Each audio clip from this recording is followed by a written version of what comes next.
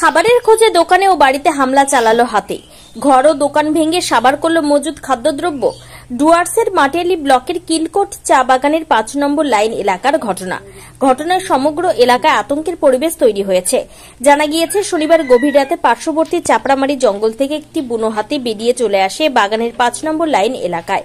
হাতিটি এলাকার বিক্রম মাঝির বাড়িতে হামলা চালায়, ঘর ভেঙে দিয়ে মজুদ খাদ্যদ্রব্য সাবার করে। এরপর হাতিটি ভাওড়া মাহালির দোকান গুড়িয়ে দিয়ে মজুদ খাদ্যদ্রব্য সাবার করে। পরে স্থানীয় বাসিন্দাদের চিৎকারে হাতিটি ওই এলাকা থেকে চলে যায়। খবর পেয়ে রাতেই এলাকায় আসে খুনিয়া স্কোয়াডের বনকর্মীরা। উল্লেখ্য, এর আগেও কিলকোট চা বাগান এলাকায় হাতির হানায় বহু ঘর বাড়ি ভাঙার ঘটনা হয়েছে প্রাণহানিও।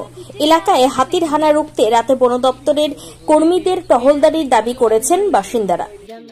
मैं किलकोट बागान पासर लाइन विक्रम माझी मोर राइट कान हाथी है के मोर घर के तोड़ फोड़ कर लग बोल चाउर दाल खाए के गलत मोर छुआ पुता दुजन एक नाती बेटा मुझे बचलक समय आगे थोड़े कौन आवाज कर लग।